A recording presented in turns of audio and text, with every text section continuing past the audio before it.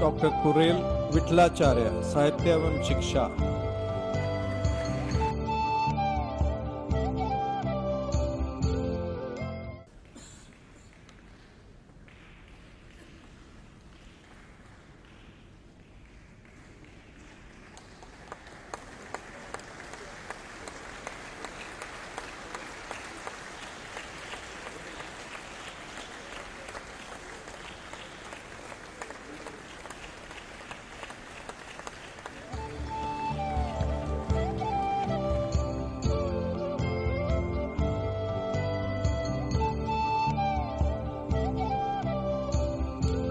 Ekadanta channel వారికి నా హృదయపూర్వక స్వాగతం.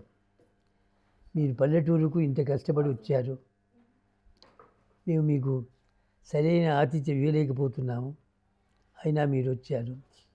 నా ఆరోగ్యరీత్యా మీకు ఈతనని అవకాశం ఇస్తానా ఇవ్వనా అనుకున్నాను, కానీ సద్గుణ గారి ఆహ్వానం మేరకు మీ అందరూ వస్తున్నారంటే సంతోషంతో ఉత్సాహాన్ని కూడగట్టుకొని వాళ్ళు వచ్చారు.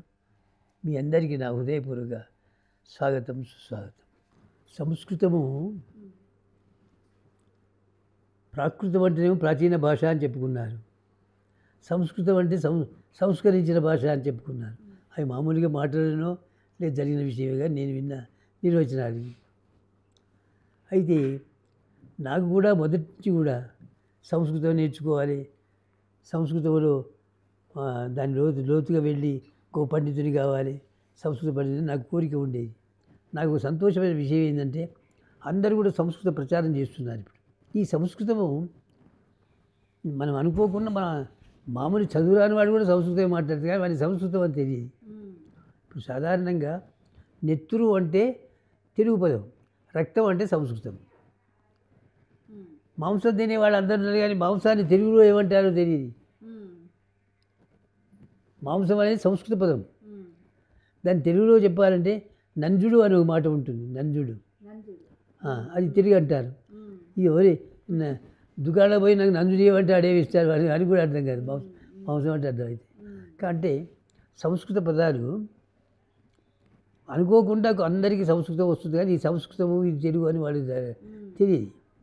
ఏది ఏమైనా అప్పటికిప్పటి సంస్కృతం నేర్చుకోవాలనే ఆసక్తి కూడా ఎక్కువైంది, నేర్పాలన్న ఒక ఆసక్తి ఎక్కువైపోయింది. ఇప్పుడు ఇదివరకు కన్నా ఇప్పటికి సంస్కృతం నేర్చుకోవడం అనేక సంస్థలు ప్రచారం చేస్తున్నాయి. కాబట్టి ఇంకా కొన్ని రోజులైతే సంస్కృతం ఇంకా బాగా నేర్చుకుంటారేమో అని ఆశ ఉంది.